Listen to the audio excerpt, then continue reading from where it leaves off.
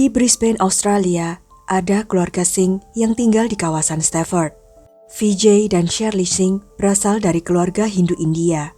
Awalnya mereka tinggal di Fiji, sebuah negara yang sering dijuluki mini India yang berjarak sekitar 2.781 km dari Brisbane. Di Fiji, Vijay menjalankan usaha kecil penjualan suku cadang mobil, dan usaha itu tetap ia jalankan bahkan setelah pindah ke Australia. Vijay dan Shirley mempunyai 4 orang anak. Putri sulung mereka, Sonia, berusia 24 tahun, sudah menikah dan hidup bahagia bersama suaminya. Putri kedua mereka, Nilam, berusia 22 tahun, dikenal ceria. Ia telah menyelesaikan pendidikannya dan bekerja sebagai resepsionis di sebuah hotel. Anak ketiga mereka, Kunal, berusia 18 tahun, masih duduk di bangku SMA. Sedangkan anak bungsu mereka, Sidi, yang berusia 10 tahun, bersekolah di sebuah sekolah biara yang tidak jauh dari rumah mereka. Keluarga Singh tinggal di Trout Road, Stafford. Tepat di sebelah rumah mereka tinggal keluarga Sika, Carlo dan Anna Marie Sika. Pasangan ini berasal dari Napoli, Italia, namun telah lama menetap di Australia. Mereka memiliki sebuah restoran terkenal di Stafford. Keluarga Singh dan keluarga Sika sebenarnya memiliki hubungan yang cukup dekat. Karena Vijay sering bepergian untuk urusan bisnis, Carlo kerap membantu tetangganya itu. Namun putra Carlo dan Anna dikenal sebagai anak yang bermasalah. Putra mereka yang berusia 31 tahun, Massimo Sika, yang juga dikenal sebagai Max, baru kembali ke rumah pada Mei 2001 setelah 11 tahun di penjara. Hal ini karena pada tahun 1990, Max bersama teman-temannya dinyatakan bersalah atas hampir 83 kasus kejahatan, termasuk pencurian, perampokan, penyerangan, dan perusakan fasilitas umum. Dalam satu kejadian, Max dan kelompoknya bahkan membakar kantor polisi Brisbane serta sebuah sekolah. Namun pada akhir tahun 2001, Vijay dan Shirley mengetahui bahwa putri mereka yang berusia 22 tahun, Nilam, sedang menjalin hubungan dengan Max, tetangga mereka yang bermasalah itu. Vijay dan Shirley sangat tidak senang mendengarnya. Max hampir 9 tahun lebih tua dari Nilam, merupakan seorang ayah dari 2 anak yang sudah bercerai dan pernah menghabiskan 11 tahun di penjara. Orang tua mana yang ingin anak perempuannya menjalin hubungan dengan seseorang yang memiliki latar belakang seperti itu? Karena itulah, Vijay dan Shirley berkali-kali memperingatkan Nilam agar menjauhi Max. Saat itu Nilam bahkan berjanji akan menjaga jarak darinya. Namun mereka tidak menyadari bahwa putri mereka diam-diam tetap bertemu dengan kekasihnya itu.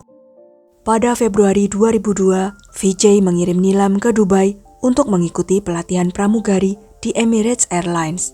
Sesampainya di Dubai, Nilam terlebih dahulu mencari tempat tinggal, lalu segera menelepon Max.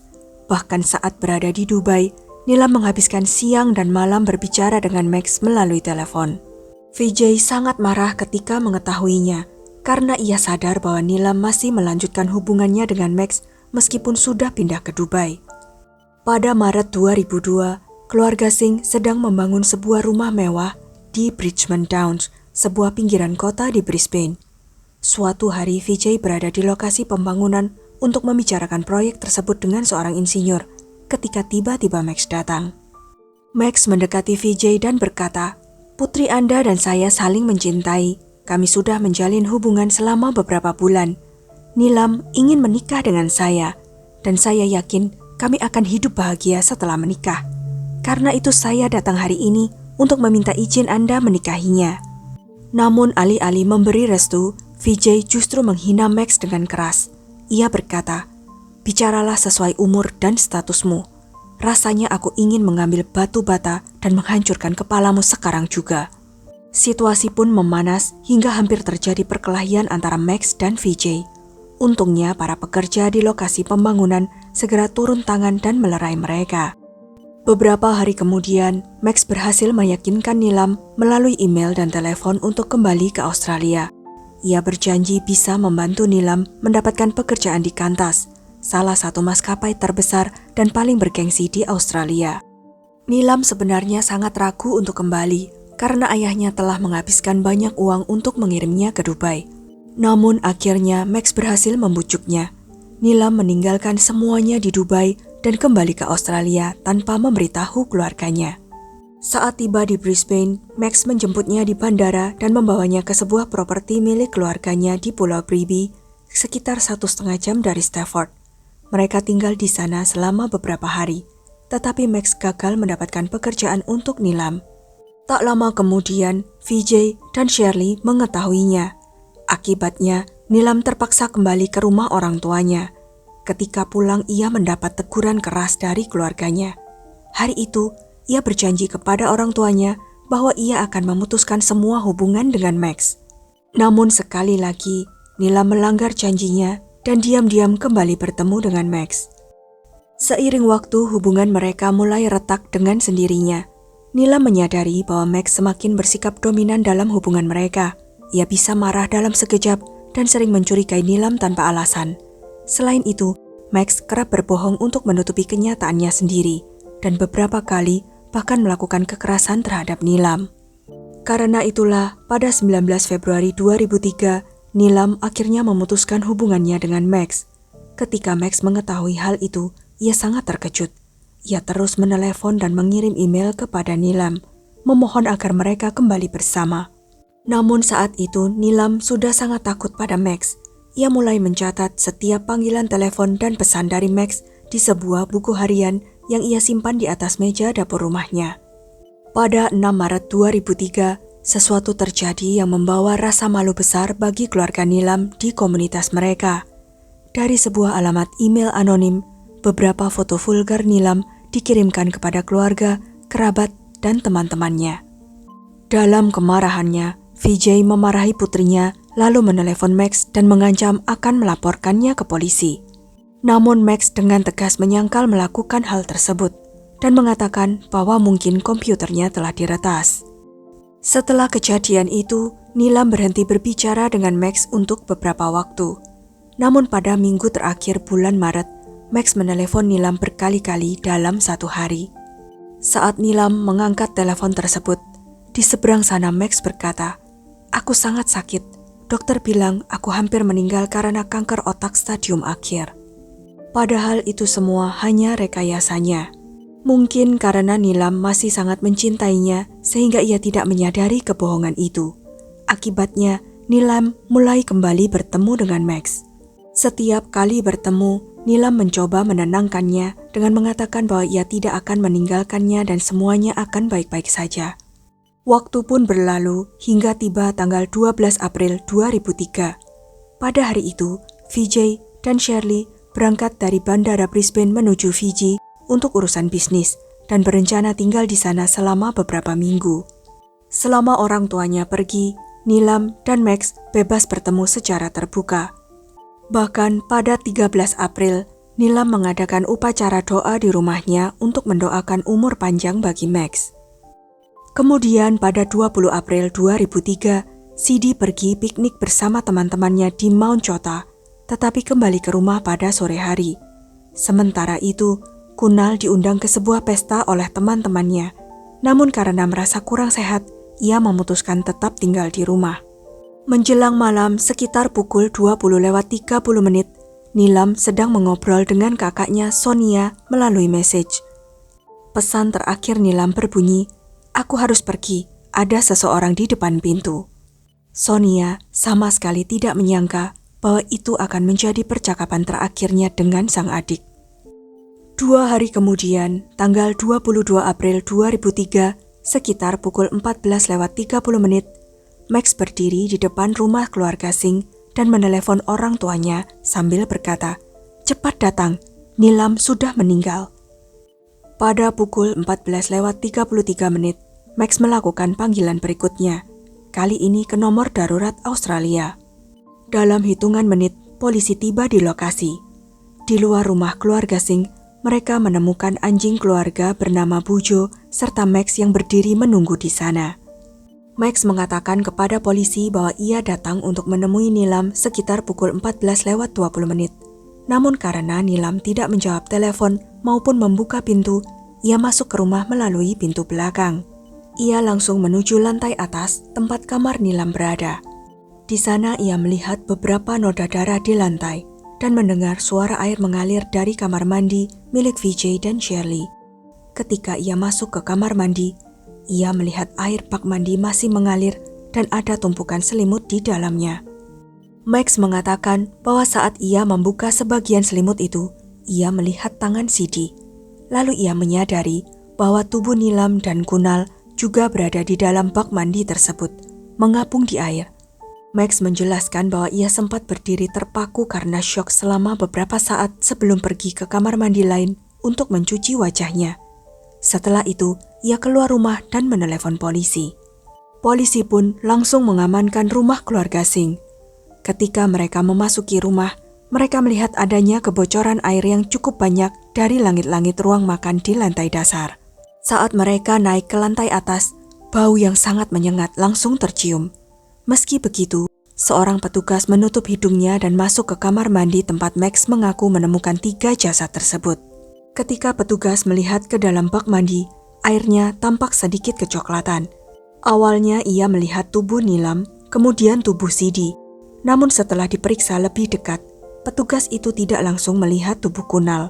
Yang ia perhatikan justru air bak mandi masih mengalir dan suhunya sangat panas, sampai-sampai mempercepat proses pembusukan tubuh para korban.